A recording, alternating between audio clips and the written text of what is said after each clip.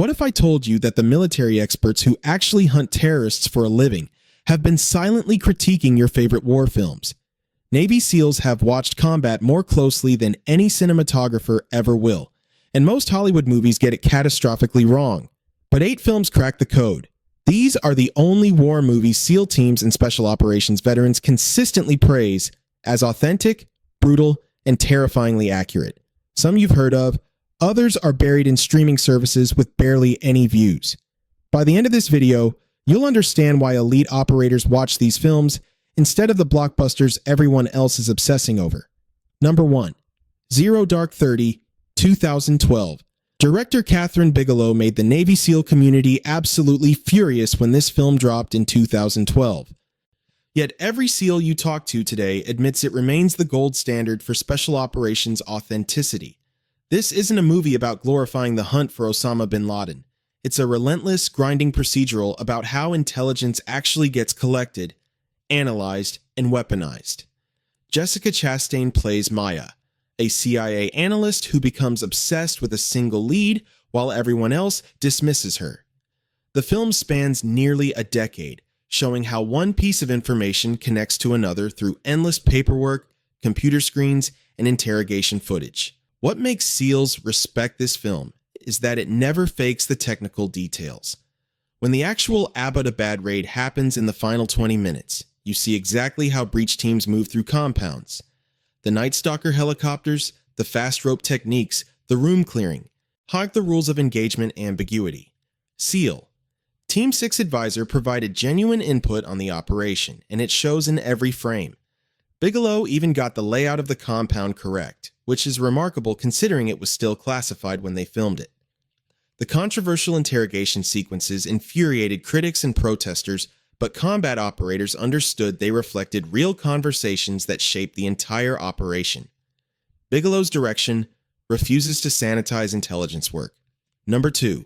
Lone Survivor, 2013. Peter Berg's 2013 film devastated Navy SEAL communities because it depicts the real Operation Red Wings, where 16 operators died in Afghanistan. The difference between this and typical military films is that Berg had actual SEALs consult on every single scene, and then he cast Mark Wahlberg, Taylor Kitsch, Emile Hirsch, and Ben Foster in the lead roles. These weren't Hollywood pretty boys. They trained with active duty SEALs for months, learning how they moved, talked, and thought. The film chronicles a failed reconnaissance mission where a 4-man SEAL team encounters Afghan goat herders and faces an impossible moral choice. They release the herders, knowing those men will alert Taliban forces. What follows is one of the most brutal, unflinching combat sequences ever filmed. The ambush feels chaotic and terrifying because it is chaotic and terrifying. No heroic one-liners, no impossible escapes, just elite warriors getting absolutely destroyed by numerically superior enemy forces in terrain designed to kill them. What blew SEALs away was the film's refusal to make the survivors look miraculous. Wahlberg's character survives, but barely. He's broken. He's bleeding, delirious. He falls down mountains multiple times. He gets shot repeatedly. The survival isn't triumphant, it's excruciating. The film earned $154 million worldwide despite being brutally honest about American casualties. Number 3. Saving Private Ryan, 1998. Steven Spielberg's 1998 masterpiece might seem obvious, but Navy SEAL operators specifically praised this film for one reason. The D-Day sequence changed how military films approached realism. Everything before and after Omaha Beach matters. But that opening 20 minutes revolutionized combat cinematography forever. Technical advisor Dale Dye, a retired Marine, orchestrated the battle sequences with such precision that active duty personnel watched it and understood what their predecessors endured. The sequence shows no glorification. Soldiers don't heroically storm the beach. They get shredded by machine gun fire. Bodies pile up. The sand turns red.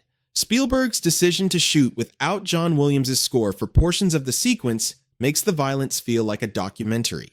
Sound designers captured what gunfire actually sounds like when you're pinned down. It's deafening, directionless terror. Tom Hanks leads a platoon searching for Private James Ryan somewhere in the chaos. and the mission becomes a meditation on whether one soldier's life is worth 8 soldiers' lives. What seals respect is that the film never lets the audience forget the cost. By the time the squad reaches the final bridge, you've watched maybe 20 men die for a mission that might not matter. Ryan's response when he finally learns his brothers all died is heartbreaking because the film earned that moment. Number 4. Greyhound, 2020. Tom Hanks returns in 2020 with Aaron Schneider's Greyhound, a naval warfare thriller that splits the special operations community. Some SEALs say it's sterile and traditional. Others call it the most underrated naval combat film ever made. The story follows Captain Ernest Krause commanding a destroyer during the Battle of the Atlantic, protecting a convoy of merchant ships from German U-boats across dangerous waters. The entire film takes place on a ship. No interior monologues about feelings. No dramatic backstory sequences. Just a captain making decisions under pressure.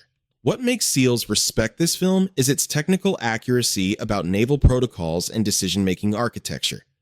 Every command Hanks gives follows actual Navy procedures. The film doesn't explain itself to the audience. It trusts viewers to understand that captains work within systems, that procedures exist for reasons, and that one wrong command decision kills hundreds of people. The submarine sequences show that U-boat commanders are equally competent, equally afraid, equally bound by orders they might not fully support. The most impressive element is that Greyhound refuses sentimentality. A depth charge attack that kills sailors doesn't get a respectful pause. Bodies get mentioned as casualty counts. The convoy's success matters more than individual survival. Number 5. The Hurt Locker, 2008. Kathryn Bigelow's 2008 film earned 8 Academy Award nominations and 1 Best Picture, becoming the first film directed by a woman to win the top prize. The story follows an explosive ordnance disposal expert deployed to Baghdad during the Iraq War, showing the day-to-day reality of dismantling roadside bombs that kill American soldiers. The film focuses on 3 EOD specialists, specifically the adrenaline junkie Will James, played by Jeremy Renner, who seemingly has a death wish. What makes SEALs and Special Operations veterans uncomfortable about this film is its accuracy about PTSD and adrenaline addiction. James is extraordinarily good at his job, but that job is slowly destroying his mind. The film shows bomb disposal not as heroic action sequences, but as repetitive, soul-crushing work where one mistake ends everything. Some combat operators say it's too accurate, that watching it feels like experiencing their worst days on screen.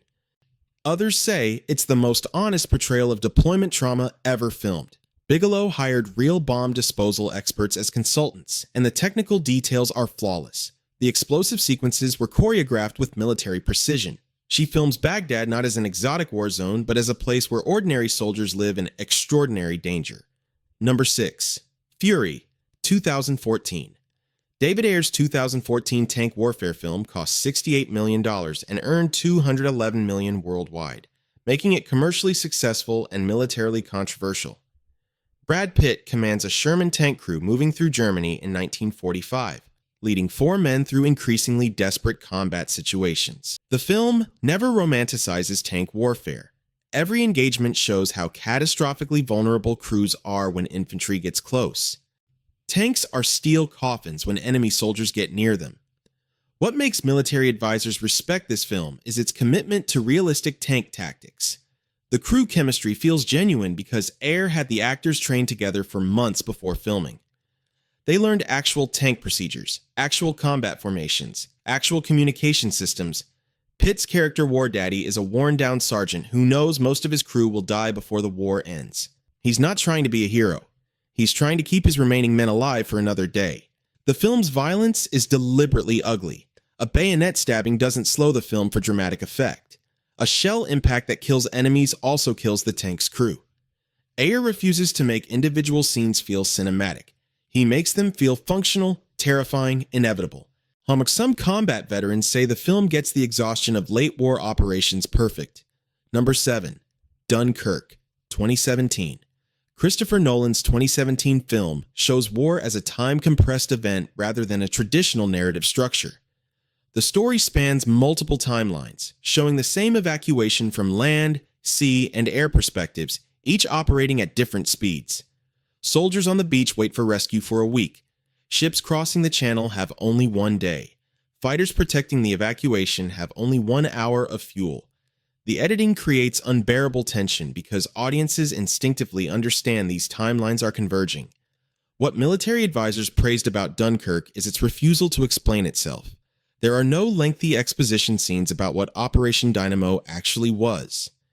Nolan trusts audiences to understand that British soldiers are trapped and need rescue. The film shows scrambling soldiers, overwhelmed boats, and constantly circling fighter planes protecting transports. Minimal dialogue means performances become everything. Actors communicate desperation through body language and expressions. Tom Hardy's pilot communicates through his eyes and breathing. Kenneth Branagh's naval commander communicates through silence and difficult decisions. Nolan shot extensively on practical locations using real vessels, real beaches, and real military equipment. The aerial sequences use actual IMAX cameras mounted to vintage aircraft. The result feels like a documentary rather than a Hollywood recreation. Some critics said the film was cold and emotionally distant. That's number 8.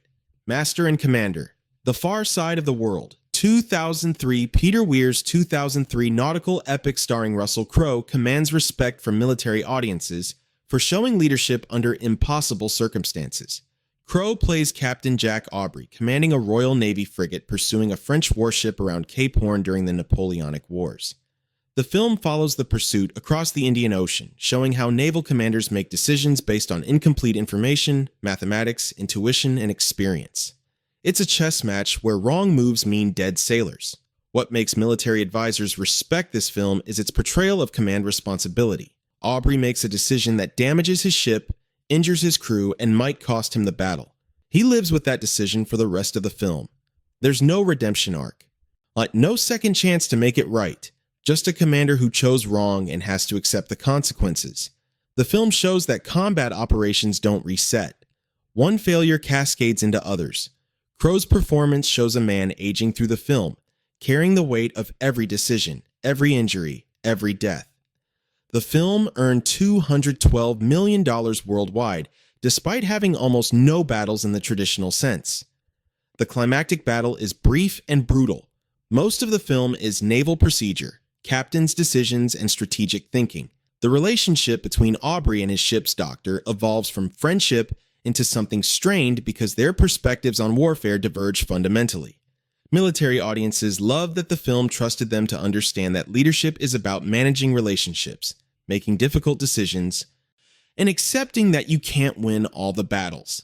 The question that should spark debate in the comments: why do authentic, restrained military films consistently underperform at the box office compared to action blockbusters? Are civilian audiences actually interested in how combat really works? Or do we just want entertainment dressed in military uniforms?